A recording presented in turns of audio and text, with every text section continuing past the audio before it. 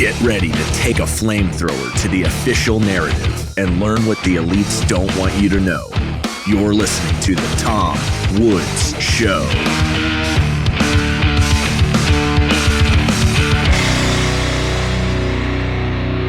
Hey everybody, Tom Woods here. It is episode 2543 of The Tom Woods Show.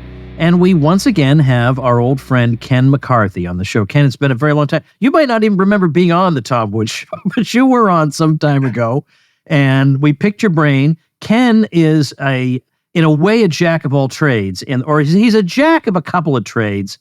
Maybe he's a seven of spades of a few others, but he's definitely number one, at least but I would be inclined to say the godfather of internet marketing. Maybe he's tired of being called that, but Ken in the early 1990s perceived the commercial potential of the internet long before other people fully appreciated it. And ever since then, he's just a brilliant mind in terms of business and marketing. And I have paid Ken, in the four figures to consult with me on a major project and worth every penny. But we're not here to talk today, even though much as I would love to spend the next X minutes talking about stuff like that. The other thing that Ken does is he churns out books much faster than I do. I had a period of my life where I was churning them out, but I couldn't touch Ken McCarthy if I had 12 lifetimes combined into one. So we're going to chit-chat about them, and they are all on fun, controversial topics, and you'll all find something that you hate. And what good of a job would I be doing if occasionally you didn't have that? So, Ken, welcome back. Thank you. And you realize that you were one of the thorns in my side that got me producing books, because I looked at all the books you'd written. I thought, man, I haven't written anything compared to this guy. So literally, I'm not even exaggerating, Tom. Well, that's very kind of you, Ken. Because I didn't have these books the last time we talked, and I was jealous of you. And I'm not even joking, guys. This is the true story. Well, how about that? Well, I'm looking at the list that you've done since then right in front of me here, and it's absolutely wild. I will say just one quick thing. When the way you and I got to know each other, we both know Ben Settle. I subscribe to his email players newsletter, and I guess you asked him if he could put the two of us in contact. And when Ben wrote to me, I thought this should be going the opposite way. I should be asking Ben, how do I reach Ken McCarthy? I mean, this is unbelievable. Ken even knows who I am, and why? Of course, we should get in contact. So we got in contact. It was because you were, I won't say what, but you were looking to get an old out of print manuscript to get the rights to it, and so we were talking about that. But then it turned out, you're a great guy. I got to get you on the show. I gotta pay you coaching fees and everything. So it was very good for us both. But now here we are. You made out. I calculate you got a 100 times return on your coaching fee. Not 100%, 100 times. 100 to, I think it might be, it could be 250 times what I paid you. Well, I mean, we could talk about that later, but I mean, it's not 100% more. It was multiple hundreds of times more. Oh, yeah. No, your coaching was so valuable. I can't even begin to tell you. So anyway, we'll get your website out to everybody at the end, but let's talk a bit. Now we might have to speak a little bit in code here because of the people listening in on this particular, on one of the platforms that I intend to release this on. Okay. So we might have to use a code word that we haven't coordinated this yet, but we'll make it clear enough what we're talking about. But you have a book called Fauci's First Fraud that has come out, and it was cited, this book was cited 28 times by RFK in his Fauci book. First, I made a film by that title that I released in August of 2020. Oh, and the film was cited, right? Yeah, and then I thought, well, gee, the film's got some legs. Why don't I turn it into a book? But I have to give Tom another piece of credit, because when all this, we'll use the code name CV, because maybe we're not allowed to say that disease anymore. I don't know what we're allowed to say and can't say. We'll call it CV. Okay.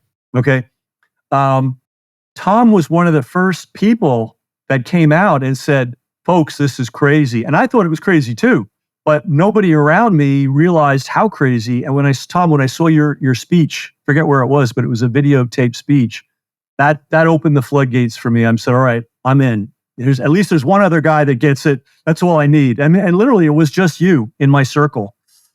And as you know, we were both swimming upstream the whole time. Yeah, but at least as time went on, we would look to our left and to our right. We would see more swimmers with us.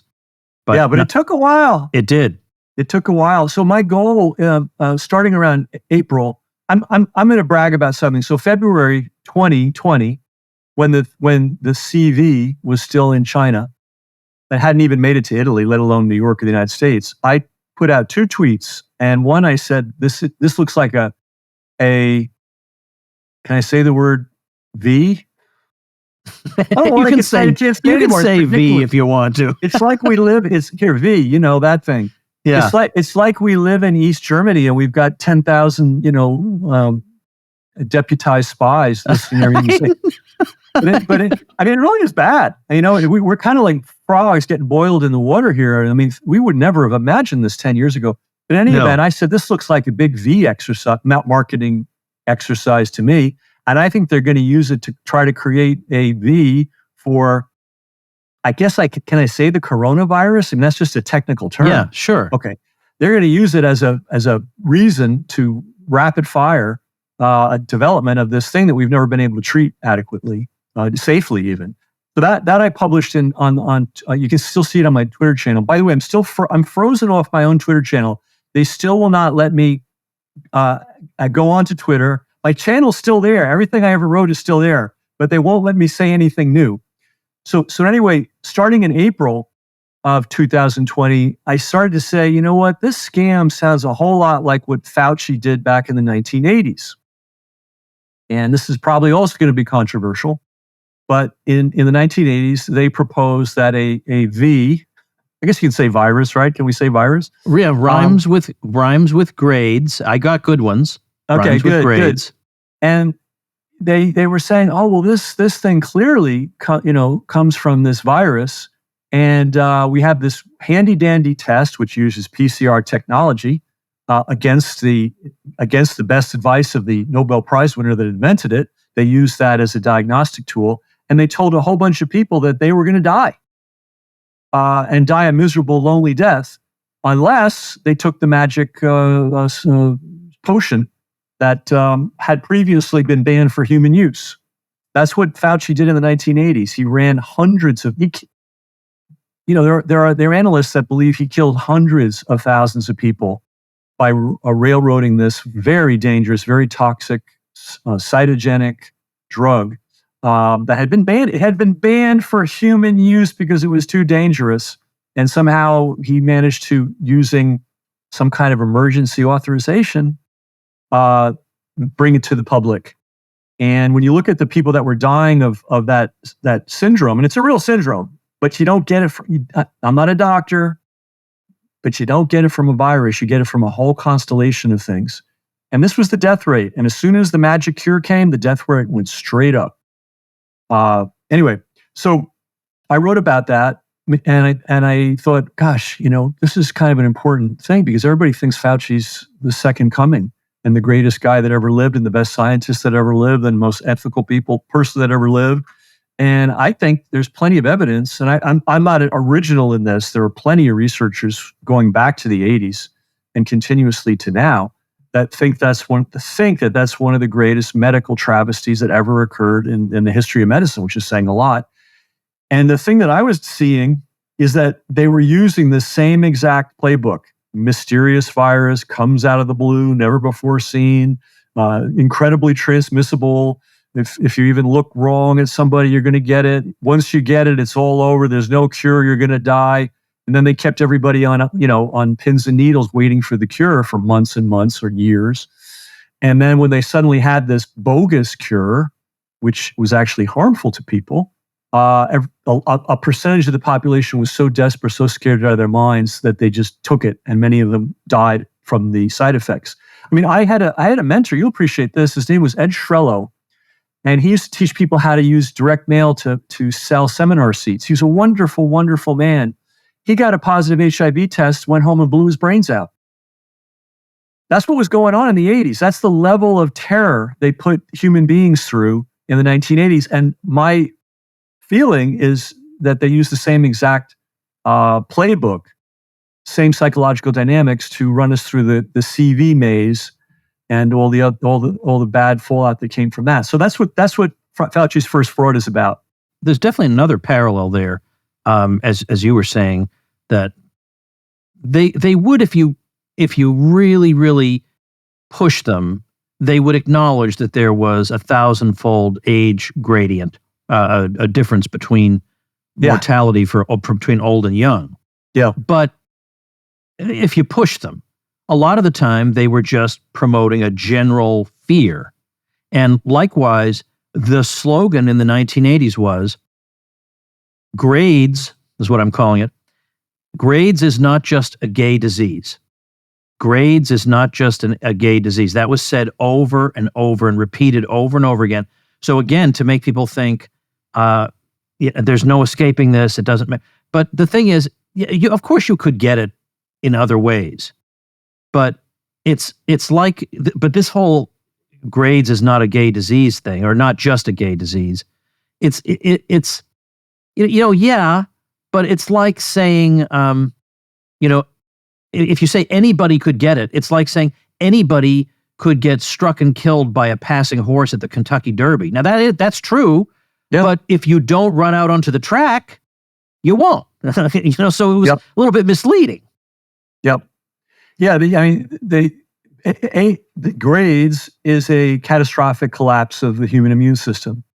And it just doesn't happen spontaneously, and it doesn't happen in a day, and it doesn't happen as a result of a virus, in my opinion. And people that did have that problem were intravenous drug users, and there were grades-like syndromes long before grades came along, and they were found in people that were injecting substances into their bloodstream multiple times a day, 365 days a year. Your immune system doesn't like that. Your immune system tends to give up after several years of that behavior, right? And then hemophiliacs would also get it because they were getting blood transfusions, and the transfusions had chemicals in them. And then you had, a segment of a population that, as a friend of mine who's a musician said, had way too good a time.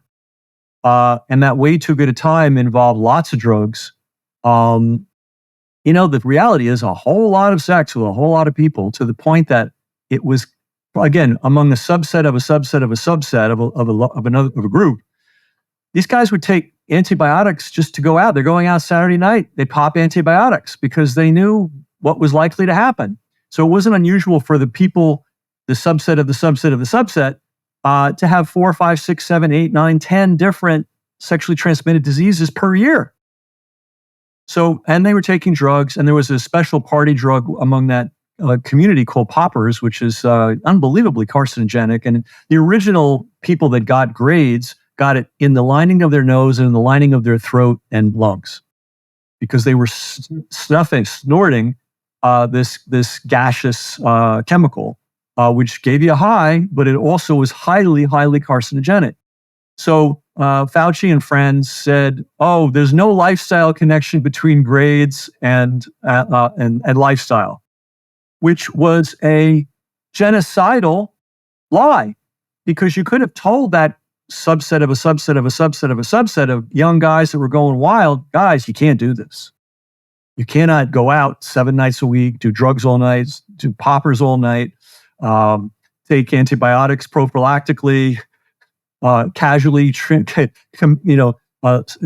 contract 4 or 5 or 10 sexually transmitted diseases per year. This is not going to end well.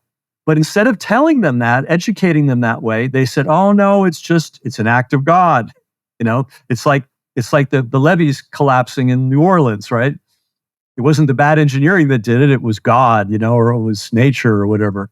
And they used that to terrify the entire population. They were making pregnant women, but if you were Black and you were poor and you were subject to state funds for your medicine, if you got an positive HIV test, you were put on AZT. Your baby was put on AZT without even an HIV test. And they did the same thing in Africa. So this thing was a really evil thing. So that's Fauci's first fraud. and he threw a net around one segment of the population. First, it was male homosexuals, and then he expanded it to Africa, and to mostly poor African Americans in urban environments.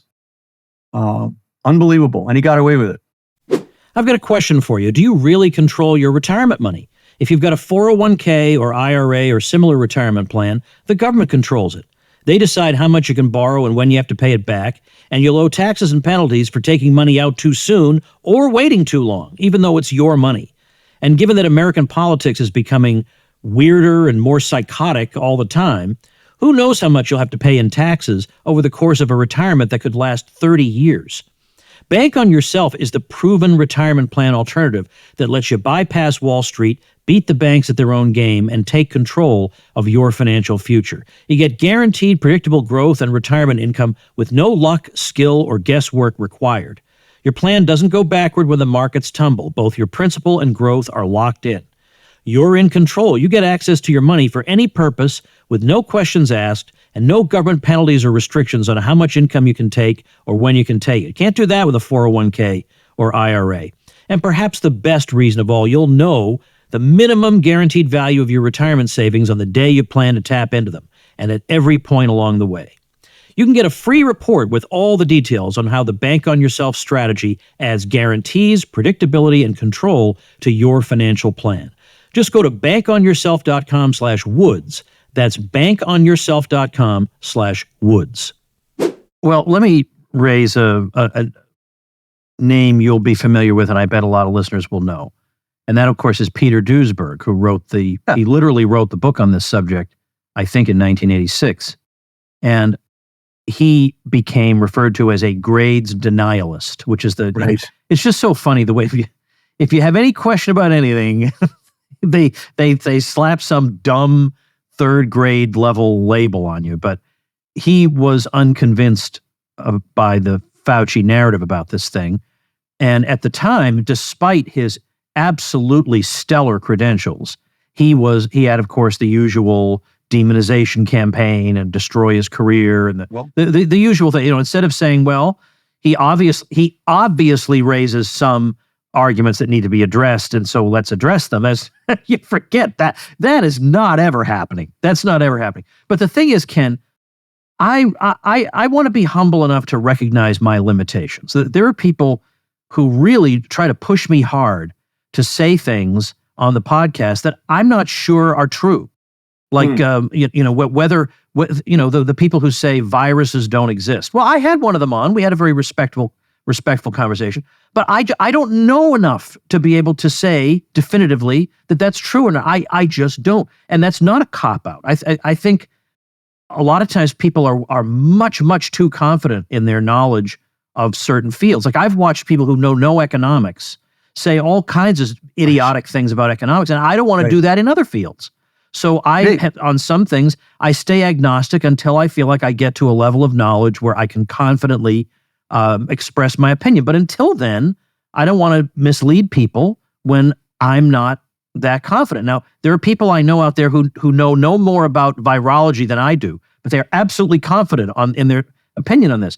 Okay, it could turn out that I was too slow to get with the program. That's just not the way I am. I want to really think about it and learn it. And even with COVID, I never actually said, well, here's actually what's happening.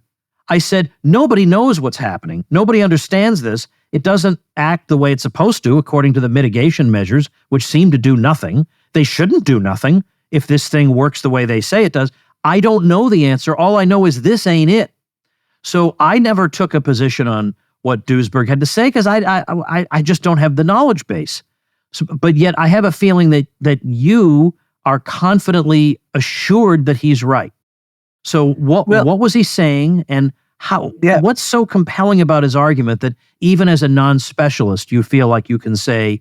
And by the way, I am not one of these people who say, unless you have a degree, you can't say anything. I'm not saying that. I'm saying I don't even have the bare minimum amount of knowledge, period, whether a specialist or just somebody who reads books, or I'm not any of those things.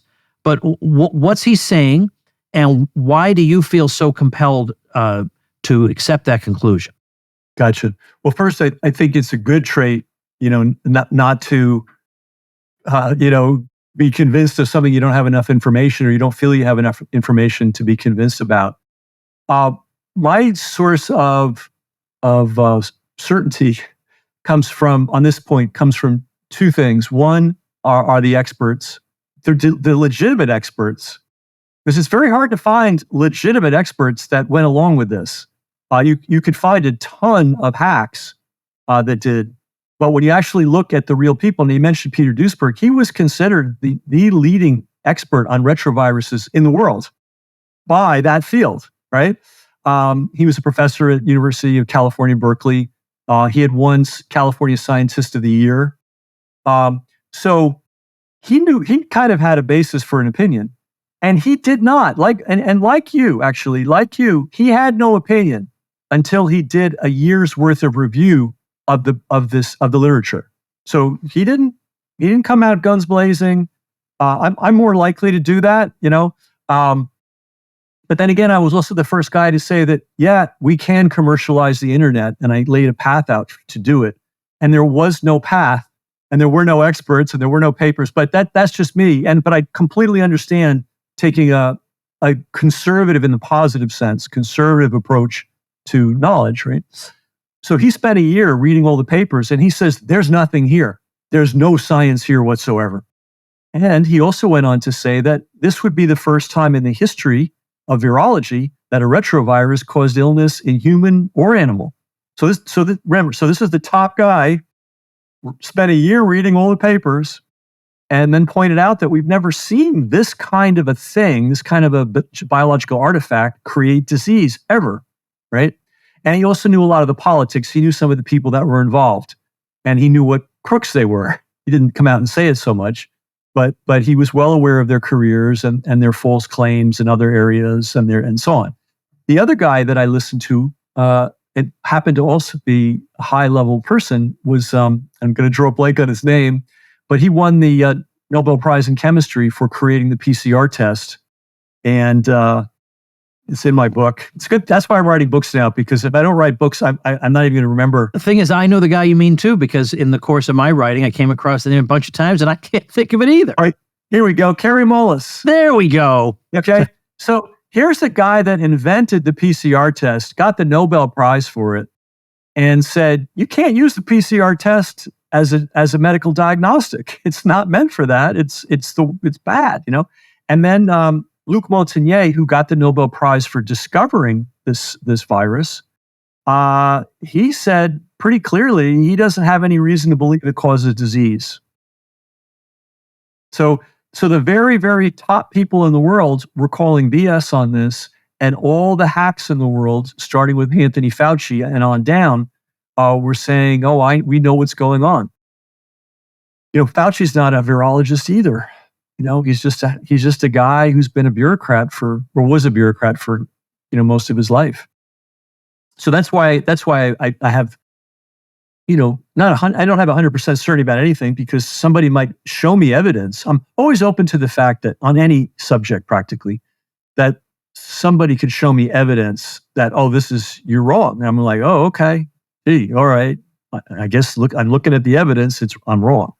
Well, what's as I sit here and think about it, again, I don't know what the answer is, but I do know the answer is not let's demonize and destroy this man. I mean, I know for a fact that's not the answer, but I wonder what would have happened with let's call the Duesberg thesis, if it had existed at a time when we had social media and more people could talk about it.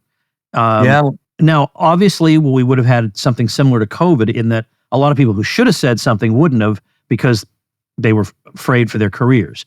But there might have nevertheless been a snowball effect of other scholars finding anomalies and jumping in and saying, wait a minute, he's not entirely wrong here, and then seeing where that went. Whereas as it turned out, it seemed to most people that it was just this one guy, and maybe he's off his rocker, and then that was the end of it. Yeah, well, that's how they presented it. I mean, there were hundreds of scientists. There was a whole group.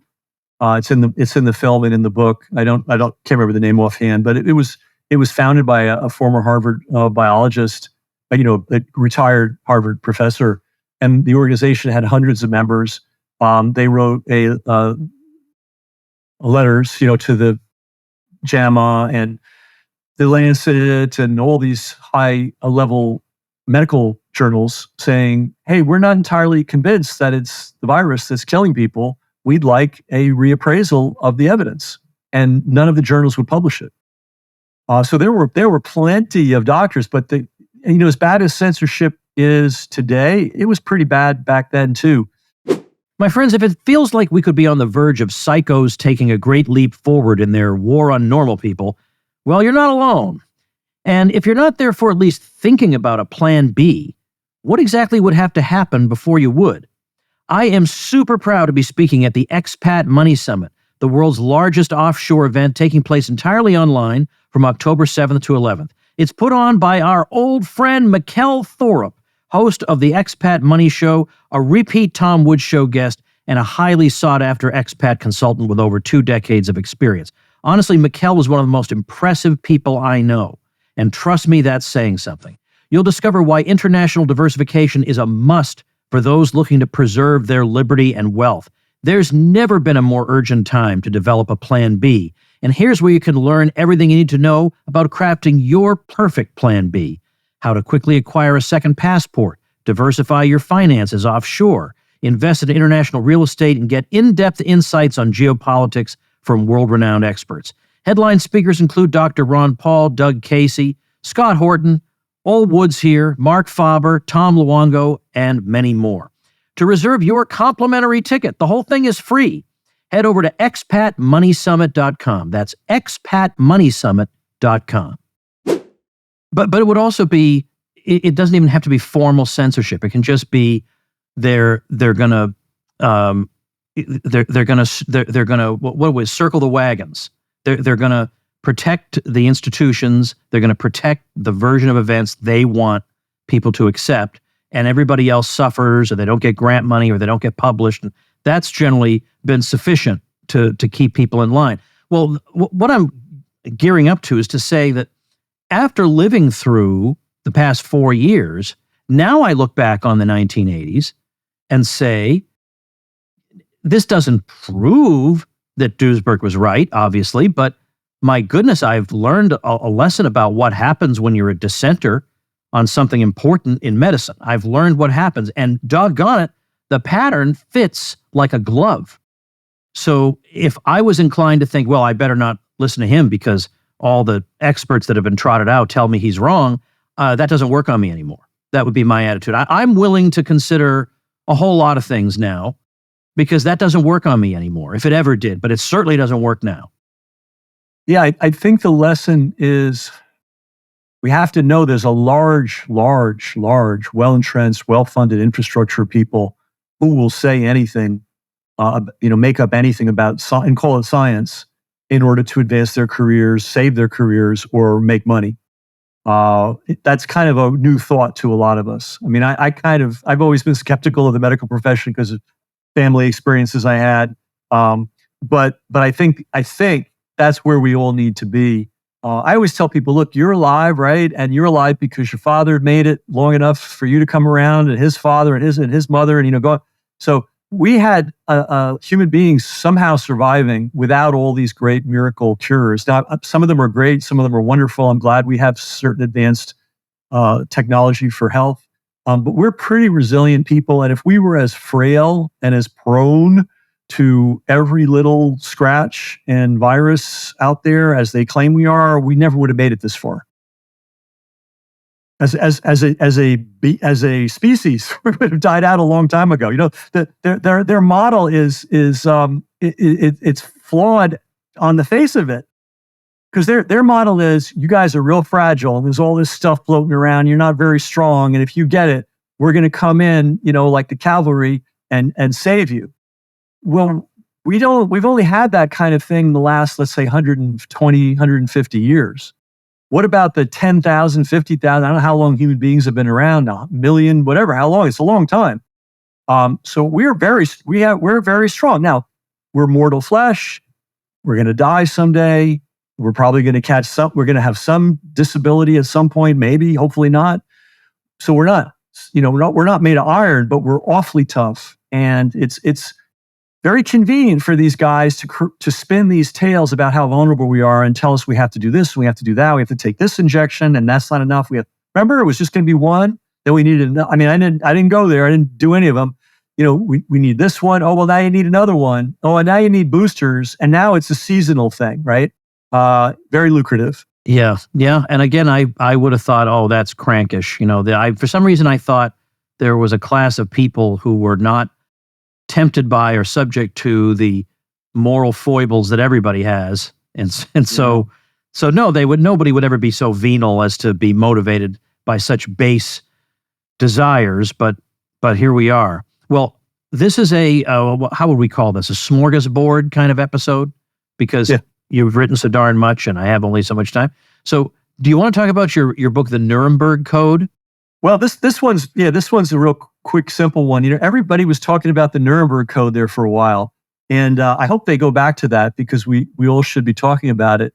And I would listen carefully to people talking about it, and very few people really knew what they were talking about, They didn't know the historical context of the Nuremberg Code. They didn't know what the Nuremberg Code was, what it said, And so I said, let's put this thing in print, and let's put it in print in 12 languages in case English is not somebody's first language. So we've got it. We cover most of the world's population.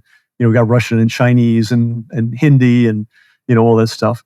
And then I wrote an essay about an observation I made, which is the 75th anniversary of the Nuremberg Code was in 2022.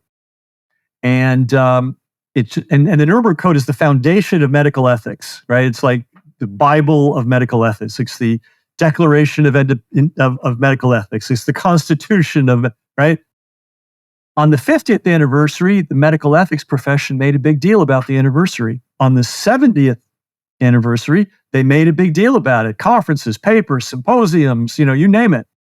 2022, 75th anniversary, not one single medical ethics department in this United States had any kind of papers, events, colloquiums, seminars, anything. They completely ghosted the Nuremberg Code. So how do you explain that? Well, I explain it by the fact that the Nuremberg Code was being violated left and right in 2022. So it says precisely what? Well, it says if you're engaging in a medical experiment, you have to tell the people that are involved in the experiment that it's a medical experiment. You're not allowed to use coercion. You're not allowed to use deceit. There's a whole list of let me read it.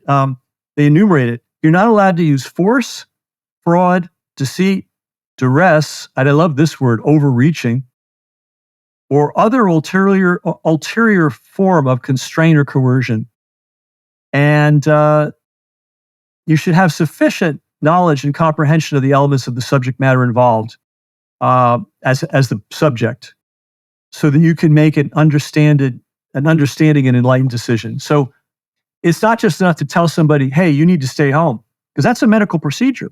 I mean, it may not involve drugs, it may not involve an injection, but if I tell you got to quarantine, I have a book here from the 70s about an MD who got tuberculosis, and the local public health board went nuts and wanted to seize him and put him in an isolated wing in a hospital. And he had to fight them in court. This is just one guy fighting one stay-at-home order. And he said, I'll stay home. You don't have to worry about it. But I'll stay home. I don't need you to seize me and take me away. Well, the whole population of the United States and many places in the world were essentially seized and locked down. That's a medical procedure. Wearing a mask is a medical procedure. They were telling us we had to engage in medical procedures that were not proven by anything. We knew that then. We really know it now. And they were using fraud. They were using deceit. They were using coercion. And they weren't telling us about the downside. It turns out there is a downside to wearing a mask all the time, which is why in hospitals, people that have to wear masks don't wear them all the time. They take them off every chance they get. And then, of course, the big V, right? The first one and the second one, and these things were never tested properly. We still don't know what was in them. The ingredients are still redacted. That's a medical experiment. And you're not allowed to according to the code, which is the foundation of medical ethics, which is what all these professors are getting salaries for to teach. None of them stood up and it's not that they didn't even, raise the code and say, look, are we doing the right thing with the CV stuff? They didn't even mention that the code was having its 75th anniversary. This is crazy. This would be like if the United States, when we had our bicentennial, decided, let's not have a bicentennial. We gotta keep this on the down low. Pretty sick. So that's the Nuremberg Code. And then this is the book I'd like to talk about. By the way, there's another book by this title, so make sure you get the one by me, Ken McCarthy, not the other one, which is on a different topic. It appears, Tom, that many of the people that supposedly died of COVID not only didn't die of COVID. We've heard of a guy hit by a car. They bring him to the emergency room. They swab him, positive COVID test. He died of COVID, right? Gunshot wounds, people with stage 4 cancer, all this. But it's even worse than that. And this is not a trivial book. This is a big one. It appears that a lot of people died from the treatment for COVID. And here's the way it worked. If you went into a hospital for any reason, they would test you for COVID. And if you didn't test positive, they'd keep testing you until they got a positive result. Once you've got a positive result, you now entered an alternative medical and legal universe. Okay, you were whisked away to a COVID ward. You were not allowed to see or talk to. We could talk to people on the phone, but you couldn't, see your relatives, your loved ones, your doctor, your attorney. You were locked away, and then they would proceed to give you a whole series of treatments. I'll give the short list of it, but there were a lot of them. But one of them was something called remdesivir. This is another drug like AZT, which was withdrawn it wasn't banned for human use, it was just withdrawn. They tried to use it as a treatment for Ebola. It not only failed, it caused organ damage, okay? So now suddenly, we've got the mysterious virus. If you even look at the wrong person the wrong way at the wrong time of the day, you're going to get it, you're going to die. And suddenly the only acceptable cure was this remdesivir, which had previously been withdrawn because it didn't help and it appeared to hurt the Africans that they were giving it to treat them for Ebola. Now, there was financial incentivization to give people remdesivir. The way remdesivir is administered is a bag and it goes into a drip, it's an IV. And a course of remdesivir, and the hospital would get a multi-$1,000 bonus. And they get a bonus for every single course they put somebody through. So they were giving people bag after bag after bag of remdesivir. Why? Because it looks like they were getting paid to do it. And the nurse says, that's the part of the book where the nurses saw, there were some really experienced nurses that were working as contract nurses in some of the hospitals, the early hospitals, like the ones in New York City. One of them was an air nurse. In other words, there's a plane crash in the mountains, and all they could do is get a helicopter in there. And you need the best nurses, you need the best trauma nurses on the planet to deal with a situation like that. So one of those nurses was in one of the New York hospitals, and she could just see, initially everybody's like, okay, if you say this is the treatment, we're not going to second guess you, we'll do it. But she would see patient after patient after patient dying after they were given a bag of remdesivir. And she said, I'm not hanging any more bags of this stuff. And she was fired, and she was doxxed. And doxxed means internet trolls give out your name and address, and people show up at your door and harass you. So the next bad thing they did was they incentivized intubation. I don't remember Andrew Cuomo was screaming, "We need vents." That was the big thing. And we need vents. We need vents. Well, if you talk to a legitimate respiratory therapist, and these are the people that manage patients who are on beds, they will tell you, you don't really want to put somebody on a vent unless it's the absolute end of the road. Like, you've got to get their diaphragm has stopped moving. That's how you breathe. And they're going to die because they just can't move their diaphragm. So we got to move it for them. The reason it's the last resort is that it is a very dangerous procedure. You're going to stick the equivalent of a garden hose down into somebody's lungs. You got to stick a food tube. There, you have to give them 5 to 12 different powerful drugs, paralytics, drugs to keep you from moving, analgesics, including fentanyl, because it's painful to have a garden hose stuck down your neck. and then knockout stuff. And now all that stuff is hung from bags and it's intravenous. It's going into you 24/7 to keep you out, right? A legitimate respiratory therapist, if that has to be done, they do it. And within 24 hours, they're testing the patient to see, is this patient strong enough to get them off the vent? Because they know, and you can imagine, you're immobile, you're being fed sugar water by a tube. You got 5 to 12 different powerful drugs going in your bloodstream. You're not eating, you're not moving. This is not a good state. Your lungs are being moved by a machine, which is not how lungs are designed to be moved. So a legitimate, ethical respiratory therapist immediately tries to get somebody off the vent within 24 hours. And if it doesn't work, they test it again the next 24 hours. That's the goal. So what did our federal government do? It incentivized hospitals to keep people on these vents for a minimum of 96 hours. Gave them an extra bonus. I mean, so that had no medical precedent. The other thing, let me tell you this. Everybody heard about ivermectin, right? Oh, it was a big controversy. What they were covering up was they were not letting people who had a diagnosis of COVID, they weren't letting them take ibuprofen. You were banned from taking ibuprofen in a hospital if you had a positive COVID test. Another thing that you give people with respiratory difficulties is inhaled steroids, right? Standard. It's not controversial. It's like putting a Band-Aid on somebody and washing a wound. Those people that had COVID diagnoses were not allowed the anti-inflammatory, were not allowed inhalable steroids. It's the equivalent of a house on fire. The fire truck arrives and somebody's standing there going, not yet. We need it to burn a little bit more. Okay, these were procedures. These came from the top down. These came from the federal government, and they were incentivized. And unfortunately, this is a lesson that we all need to learn. When you go to the hospital, those people, hopefully they're good people and competent people, they are not your doctors and they are not your nurses. They are employees of a corporation. Okay? And I'm all about free enterprise myself, personally. But there are certain places where you have to apply ethics. And I think the hospitals have completely lost their ethical compass. They got the orders and they were told, we're going to pay you if you put people on bags of remdesivir. Whether it works or not, whether it's deadly or not, we're going to pay you to intubate people and keep them on as long as you can because we'll bonus you if they're on for more than 96 hours. This had no medical precedent. It had no scientific basis, and it flew completely in the face of common sense.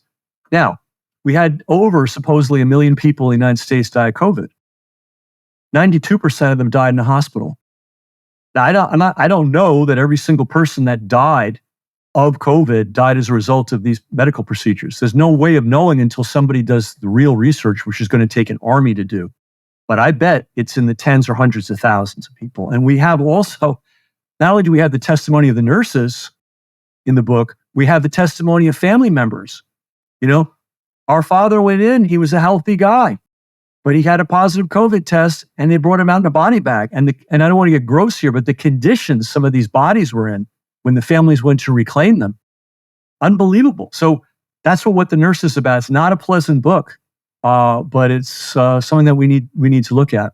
And I want to say this, it's the outcome of allowing medical bureaucrats to shout down legitimate scientists and legitimate doctors. This is not a debating society thing. One side says this, one side said that. If you get this wrong, people die. And people die in large numbers. That's what happened during the AIDS crisis. Instead of informing people, look, you cannot do the level of partying and drug taking you're doing because it will destroy your body. You got to figure out why you're doing it and tone it down. They didn't tell that generation of people that, and they essentially killed them by withholding that information. And then I've just described what happened in the hospital. So that's why I wrote that book. People are finally catching on to this, by the way. It's slow. Much, much slower than it should have been. Like if people really valued their lives and what was taken from them, it should have been much faster than it's been. Yeah, but everything's logistics. You got a family member. You've been terrorized. You've been terror bombed with disinformation for months. You're told that if COVID comes, it's the end. So your loved one's in the hospital. You can't go see him. You're told that Dr. Fauci knows everything. and then they tell you your loved one's dead. Well, it kind of fits the narrative, doesn't it? He had COVID or she had COVID and she went to the hospital and now she's dead. Vicious. I mean, this is some vicious stuff. Not all genocides are obvious. They're not all something that's clear cut that you can see and identify. Anyway, so this was a bad thing that happened. I want to warn people: if you ever need to go to the hospital for a reason, and sometimes we do, and you're in there for some reason, I would recommend researching the profession of medical advocate. There's a new growing profession of people who are doctors, they're veteran nurses, and they are hired specifically to watch your back while you're in the hospital. And I think that is a necessity for people now. And we have a website, by the way, called What the Nurses Saw, and we have a resource section. And if you want to read about companies, it's a new growing profession. But here's the way I look at it. If God forbid you have a big legal problem, civil, criminal, whatever, you need a lawyer.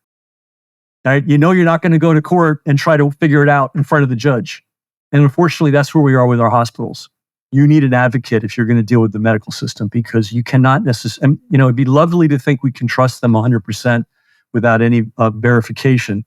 But I'm afraid those days, that ship's long sailed. There's a group called Pandemic Data and Analytics, PANDA, and they're at pandata.org. And they've been really excellent through all this. And they've started to move down a road where now that the let's say the crisis has passed, the panic is mostly over, they're able to go back and look once again at what happened. And they're saying something doesn't add up about this. Something doesn't add up, for example, in the most outstanding case of it, which is New York City. At the numbers there, we're not saying that they faked deaths. They didn't fake deaths, but were these deaths caused because of this COVID? And well, let me give you a quick answer to that. One of our nurses, and this woman is like first rate. She was an infantry soldier in Iraq. I mean, this is not someone that's never seen the world or seen hardship. And she had been working with COVID patients in Florida. One died. When she went to New York City as a contract nurse, they all died. Everybody on that floor, as long as she was there in that city-run hospital, died. So that's a weird thing. How can you go from everybody recovering in Florida and everyone dying? And she told she documented everything. She stayed behind the lines to get as much evidence as she could. She was the first nurse via a surrogate. She told a nurse friend, "Hey, here's what's going on. Tell the world." This is the first person. Her name is Erin Olszewski. And she wrote a book called, don't have it. I think it's called Pandemic Nurse. But anyway, yeah, that's why the New York numbers were so skewed. They don't make sense. Tom, the things that were going on were horrific. She said they had, in the ICU, they had doctors from foreign countries who could barely speak English, who had never worked on an ICU before. They were podiatrists and other specialties. Because the law was suddenly, if you're you could be the greatest orthopedic surgeon in Germany, let's say, top guy, everybody in the world goes to learn at your feet. You come to the United States, you want to practice medicine, you qualify for nothing. You have to jump through all the hoops. During COVID, they dropped all that. If you could fog a mirror and persuade somebody that you were an MD, you could end up in New York City. And what was the payoff? The nurses alone were getting $10,000 a week, which came from Homeland Security. And who knows what the doctors were making. So you had ICUs being run by guys that didn't know what they were doing. And then you had nurses that had not even graduated from nursing school yet. They were given a waiver to go in and work.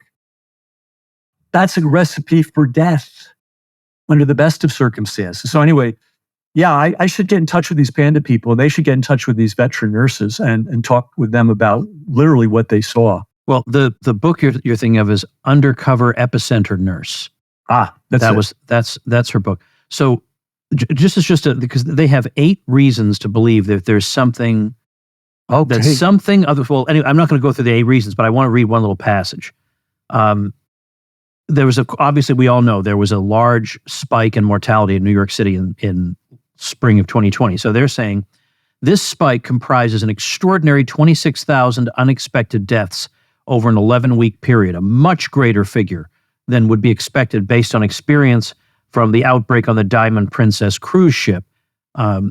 So our conclusion is that something else beyond COVID was responsible for a significant majority of the excess deaths. And they suggested psychological effects, iatrogenic harms, neglect, panic, ventilators, sedatives, various policies. They've dug much deeper into it since the time of their original investigation. But they're suggesting that a chunk of it had to do with novel things going on in the hospitals themselves.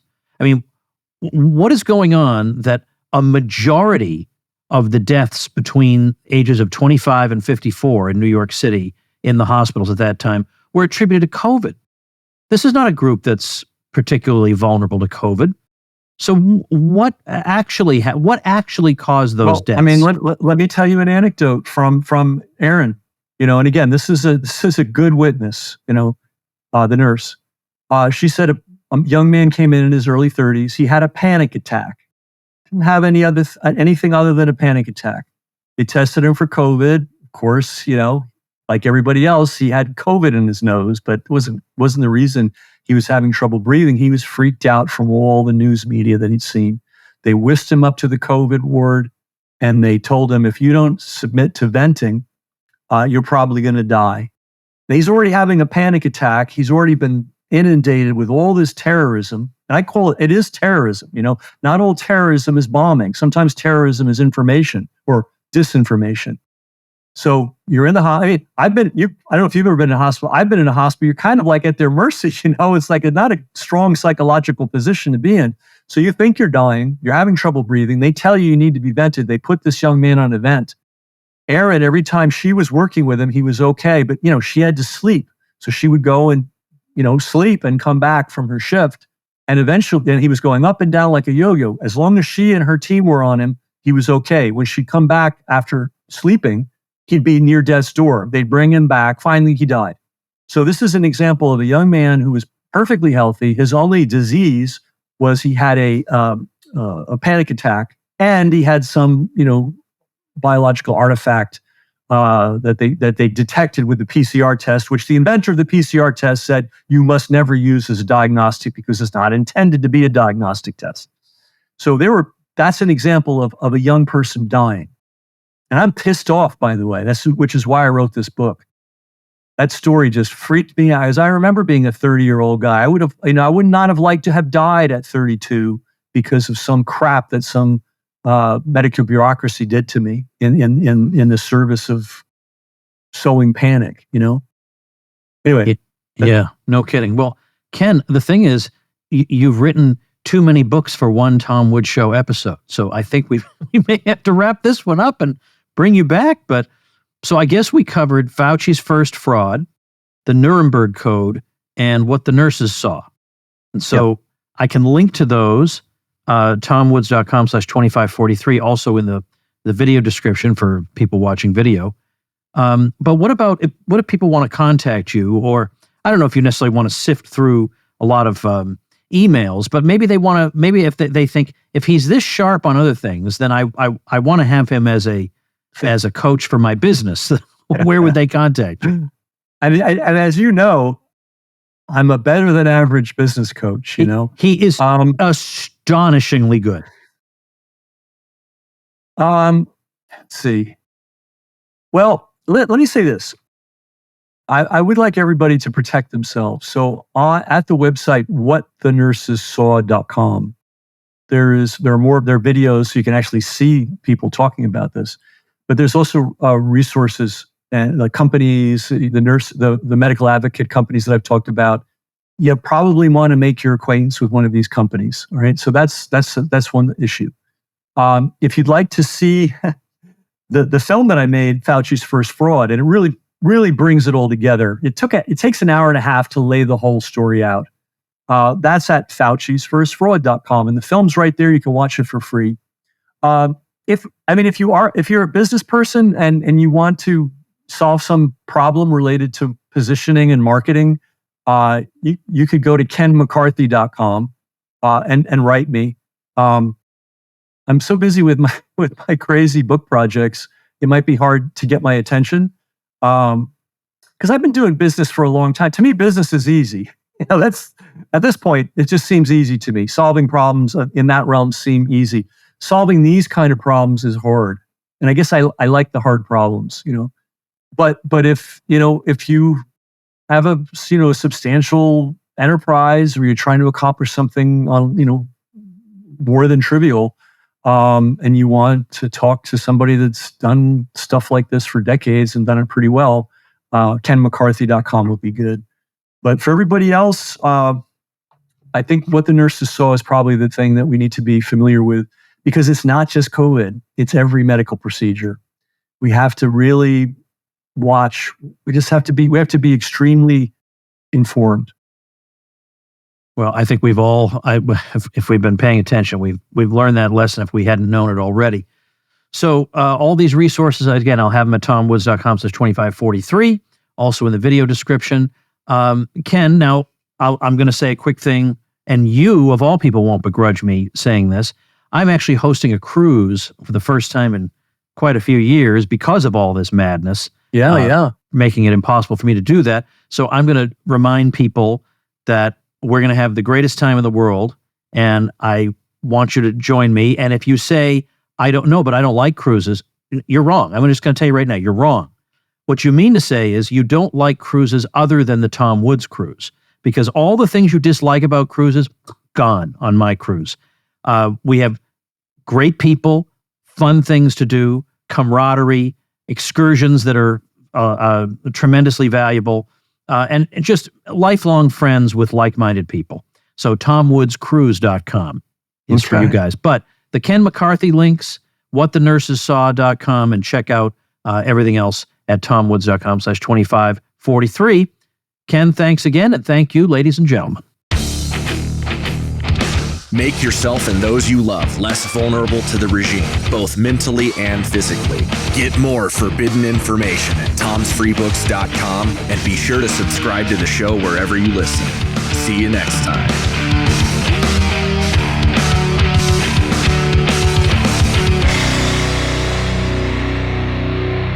Like the sound of The Tom Woods Show? My audio production is provided by Podsworth Media. Check them out at podsworth.com.